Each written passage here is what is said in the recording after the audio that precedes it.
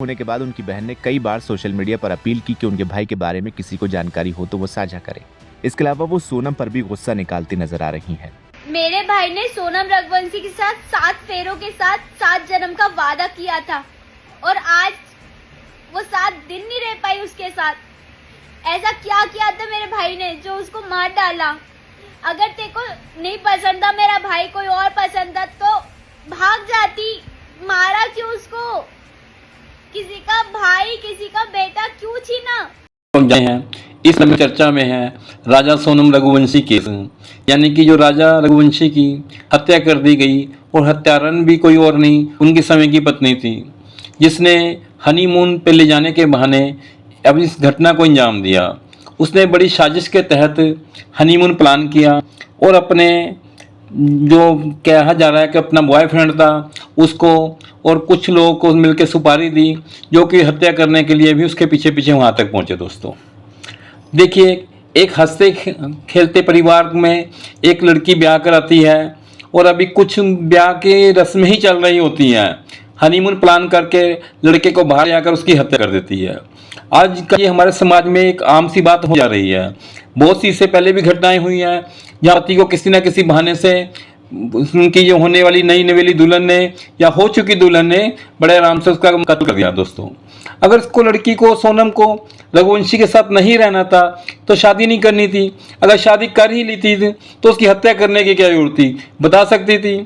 तो ये दोस्तों बेसिकली संस्कारों का फर्क है, क्योंकि एक पिता ने, सोनम के पिता ने अपनी जिम्मेवारी सही ढंग से नहीं निभाई।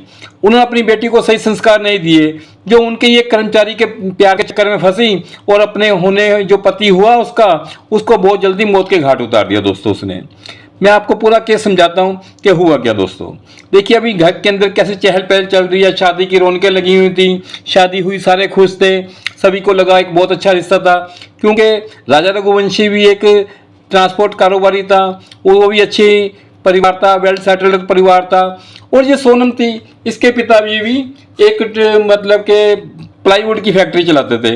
ये उनमें भी अपने पिताजी का हाथ बटाती थी और वहीं पे रहने वाले कर्मचारी जो उनके पिता की फैक्ट्री में काम करते थे, शायद राज कुशवाहा, जो उनको वो सुपरवाइजर कह रही हैं कि सुपरवाइजर था या कोई हेल्पिंग हैंड था उनका, वहाँ पे कर्मचारी के तौर से कार्यरत था, उसके जाल में ये फंस चुकी थी।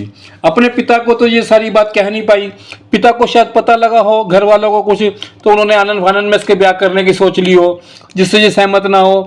और जब सहमत नहीं थी, इसी कारण शायद इसने इस बात को अंजाम दिया हो। दोस्तों देखिए किस तरह से चहल पहल वाले माहौल को इसने मातम में बदल दिया और बड़ी शातिर अपने आप को चाल के से समझी कि मैं कानून के हाथों में पकड़ी नहीं जाऊंगी, पर कानून के हाथ बहुत लंबे होते हैं। इसमें मेघालय पुलिस का थैंक्सफुल होना चाहिए, जो कि मतलब कि जब से उनके जहन में यह केस आया तब से पुलिस को ये सोनम के ऊपर ही शक पड़ा और सोनम के बचाव करने के लिए उसका परिवार साथ उतरा। उसके पिता हमेशा इस बात को प्रेस के सामने आके खुल के कह रहे थे कि मेघालय पुलिस गलत कर रही है, मेघालय पुलिस मेरी बेटी के ऊपर इल्जाम लगा रही है, ये मामला सीबीआई के सामने जाना चाहिए। देखिए उनके पिता प्रेस को, मीडिया को बुलाकर क्या कह रहे हैं। शादी सहमति से हुई थी, दोनों परिवार की सहमति से हुई थी, दोनों के बच्चन की सहमति से शादी हुई थी। वहाँ की जो सरकार है वो स्टार्टिंग से पहले दिन से ही गलत बोल रही है, झूठ बोल रही है वो। अच्छा हाँ, मेघालय की सरकार का जो है वो ये ट्वीट है कि 4 लोग गिरफ्तार कर लिए लड़के के साथ, जिसमें 3 लड़के मध्य प्रदेश के। अब ये वहाँ की सरकार को पहले से बताना चाहिए ना, ये कहाँ के हैं कहाँ के नहीं है। और बच्ची रात में क्या बोलते हैं गाजियाबाद में आई है, वो होटल वाले से उसने मोबाइल लिया और फिर फोन लगाया भाई के लिए। अच्छा, बेटी ने फोन लगाया? बेटी ने फोन लगाया है। मतलब बेटी खुद गाजीपुर के उस ढाबे में पहुंची है? वो ढाबे पे पहुंची है बेटी मेरी। मतलब ये भी हो सकता है कि वो जिसके चंगुल से उससे छूट के यहाँ पर आई हो। हाँ, वही चीज़ है ना कि उसके चंगुल से बिटिया निकल के नहीं, और इसके बाद में ढाबे वाले के पास पहुंची, वहाँ उससे रोई, ढाबे वाले से रोने के बाद में उसने मोबाइल दिया है ढाबे वाले ने। अच्छा हाँ, ढाबे वाले ने मोबाइल दिया तो फिर उसने गोविंद जी को फ़ोन लगाया। अच्छा हाँ, तो गोविंद जी ने फिर रात को फ़ोन लगाया तो वहाँ पुलिस पहुंची थाने की, वहाँ ढाबे पर, ढाबे से वहाँ की पुलिस लेके आई है। मतलब 2 बजे के करीब की बात है। मेरी बेटी से अभी मेरी बात नहीं हुई, सोनम से अकेले गोविंद जी से बात हुई है। गोविंद ने बोला कि वहाँ छोरी रो रही थी, सोनम मिल गई है पापा, और अब कोई बात नहीं है टेंशन की, और मैं वहाँ जा रहा हूँ तो वो वहाँ से फ्लैट से निकल गया है तो 11 बजे वहाँ पहुँच जाएगा गाजीपुर। मतलब ये कैसे पहुंची, उसने बताया कुछ? ये अभी उसने नहीं बताया क्योंकि उसकी हिम्मत ही नहीं थी वहाँ बताने लायक। क्या कहना चाहते हैं आप पिता होने के? बताइए, जो वहाँ की पुलिस दावा कर रही है, जो वहाँ के मुख्यमंत्री दावा कर रहे हैं, ऐसा अचानक क्यों हुआ है, यू टर्न क्यों आया? वो गलत दावा कर रहे हैं। अच्छा, वो लोग बिल्कुल 100% गलत दावा कर रहे हैं। वो लोग निराधार झूठ बोल रही है क्योंकि वहाँ की पुलिस फंस रही है उस मामले में, इसलिए वो लोग ये दावा उल्टा दावा कर रहे हैं। वहाँ के डीजीपी तो ये भी कह रहे हैं कि जो सुपारी देकर, मतलब कि पैसा देकर ये किलिंग करवाई है सोनम ने, ऐसा वहाँ के डीजीपी कह रहे हैं, हम नहीं कह रहे हैं। भाई हम क्यों करवाएंगे ये चीज, मैं आपसे पूछ रहा हूँ। सोमवार को पुलिस ने एक बड़ा एक्शन लेते हुए राजा वंशी, जो कि ट्रांसपोर्ट के कारोबारी थे, इंदौर के रहने वाले थे, उनके मामले में दोस्तों सोनम समेत जो कि उनकी पत्नी थी 5 लोगों को उन्होंने गिरफ्तार कर लिया। दोस्तों सोनम को उत्तर प्रदेश के गाजीपुर जिले में एक ढाबे पर बेहद बदहवास हालत में पाया गया था, जिसके बाद उसे तुरंत हिरासत में ले लिया गया। पुलिस ने 3 अन्य आरोपियों राज कुशवाहा, विशाल चौहान, आकाश राजपूत को इंदौर से गिरफ्तार किया। इसके साथ ही एक अन्य आरोपी आनंद कुर्मी को भी सागर जिले के बीना से पकड़ा गया। दोस्तों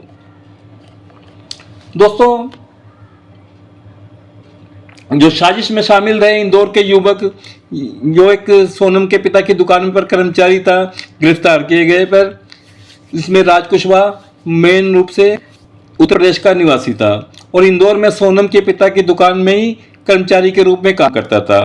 दूसरा आरोपी विशाल चौहान इंदौर में रैपिडो बाइक चलाता था और उसका संबंध उत्तर प्रदेश के ललितपुर जिले से है।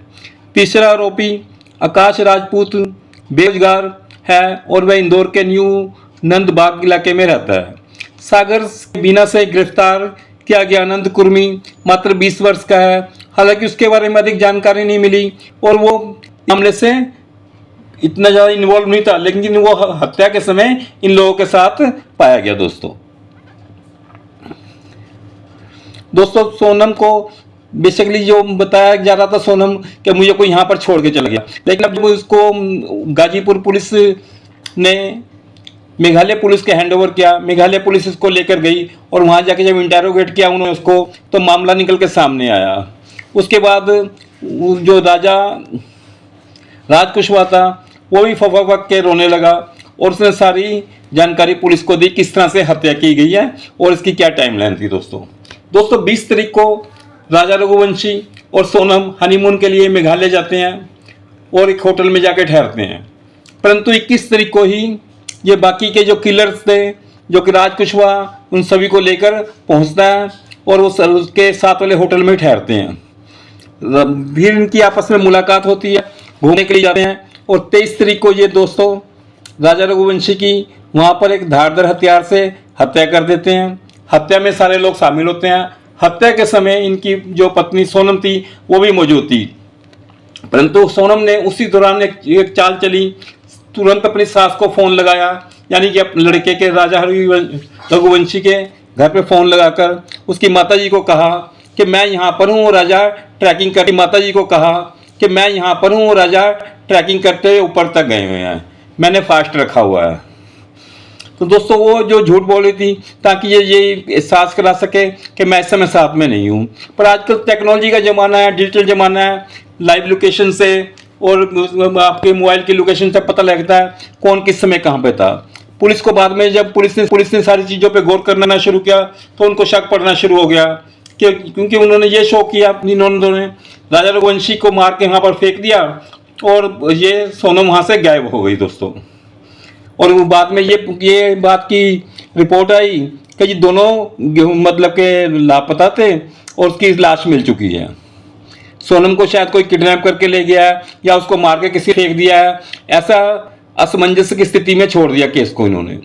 परंतु दोस्तों पुलिस ने बहुत ही दिमाग के साथ इस केस को सुलझाया और बहुत ही एक्टिवली मेघालय पुलिस इसमें इन्वॉल्व हुई और उन्होंने तुरंत इस पर कार्रवाई करते 2-4 दिन के अंदर ही इस केस को सोल्व करने की तरफ आगे बढ़ना शुरू किया। दोस्तों उनको तुरंत पहले से ही शक पड़ा कि ये सारी घटना उनकी वाइफ के गिर्द घूमती है, कोई बाहर के व्यक्ति ने इनको नहीं मारा, क्योंकि वहाँ पे जो एक एल्बर्ट नाम का गाइड था जिसको इन्होंने गाइड के लिए किया था, उसने बताया कि जब ये यहाँ से इस रोड से जा रहे थे, यहाँ से इसकी राजा रघुवंशी की लाश मिली है, उसके पास पीछे पीछे उसके साथ 4 लोग थे और लड़के थे और पीछे पीछे उनकी वाइफ जा रही थी। पुलिस को और भी शक गहरा हुआ कि जब ये मौजूद थी मौके पर तो झूठ क्यों बोला गया। दोस्तों बाद में पुलिस ने जब जांच पड़ताल करी, जब यहाँ से ले जाने के बाद सारी चीज़ें खुल के सामने आई हैं। मौके पर वो मौजूद थी, धारदार हथियार भी वहीं से मेघालय से खरीदा गया था और इन लोगों ने सबने मिलके ये हत्या करी। दोस्तों ये इनका इश्क मोहब्बत का चक्कर था, जिसके कारण एक अच्छे खासे परिवार के लड़के की जान चली गई और ना इनकी जो साजिश थी वो भी नाकाम हो गई। उसे पत्नी ऐसा ही चाह रही थी या जदाद चाह रही थी, क्या चाह रही थी, अब ये तो आगे की छानबीन के द्वारा ही क्लियर हो पाएगा। दोस्तों